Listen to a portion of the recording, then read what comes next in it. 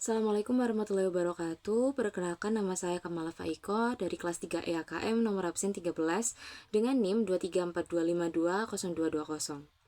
Pada video kali ini saya akan berperan sebagai junior auditor yang melaporkan kepada manajer audit saya terkait audit yang telah saya lakukan pada akun pendapatan penjualan. Assalamualaikum warahmatullahi wabarakatuh. Perkenalkan, saya Kamala Faiko, junior auditor yang menangani pemeriksaan atas akun pendapatan penjualan PT Wahana Eka Setia. Pada kesempatan kali ini, saya akan menyampaikan hasil pekerjaan audit yang telah saya selesaikan. Dalam audit ini, akun yang saya periksa meliputi penjualan kotor, potongan penjualan, dan juga retur penjualan. Secara teori, audit atas pendapatan dilakukan untuk memastikan bahwa transaksi benar-benar terjadi, dicatat secara lengkap, akurat, dan masuk pada periode yang tepat. Oleh karena itu, saya menelusuri transaksi melalui dokumen sumber klien dan mencocokkannya dengan saldo yang tercatat pada laporan keuangan.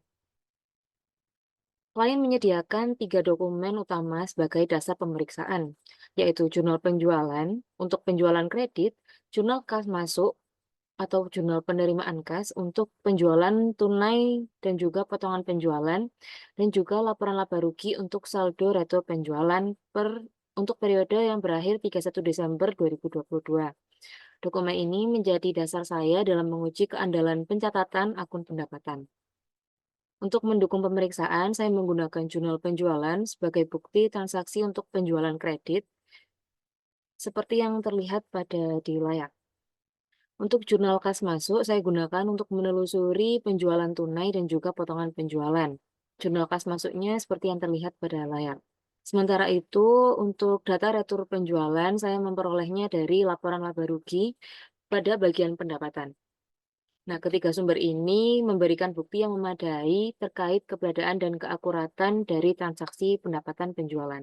Pengujian dimulai dengan memeriksa penjualan kredit melalui jurnal penjualan dan mencocokkannya dengan total penjualan kredit per buku besar. Kemudian dilanjutkan dengan menelusuri penjualan tunai pada penerimaan kas dan membandingkannya dengan saldo yang tercatat dalam laporan keuangan. Untuk potongan penjualan, saya meninjau catatan potongan penjualan yang muncul pada jurnal penerimaan kas dan memastikan nominalnya sudah sesuai. Terakhir, saya memverifikasi nilai retur penjualan yang tercantum dalam laporan laba rugi untuk memastikan penyataannya konsisten sepanjang tahun.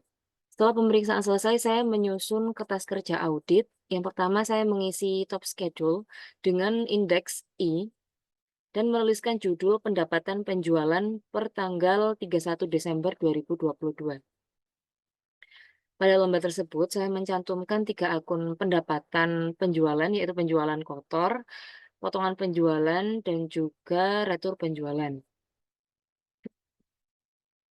Kemudian saya mengisi saldo tahun lalu dan juga saldo per buku berdasarkan informasi yang tersedia. Pada indeks I1, saya menyusun perhitungan penjualan bersih per bulan. Data penjualan kredit saya cocokkan dengan jurnal penjualan, sedangkan data penjualan tunai dan potongan penjualan saya cocokkan melalui jurnal penerimaan kas. Untuk retur, saya menggunakan data dari laporan laba rugi. Setelah seluruh datanya ini sesuai, saya menghitung penjualan bersih dengan menjumlahkan penjualan kredit dan tunai, kemudian dikurangkan dengan retur penjualan dan juga potongan penjualan untuk mendapatkan penjualan bersih. Total tahunan dari setiap kolom kemudian dihitung sebagai dasar saldo per audit. Penjualan kotor saya hitung ulang dari total penjualan kredit ditambah dengan penjualan tunai. Lalu saya bandingkan dengan saldo buku besar dan dilihat di sini tidak ada selisih.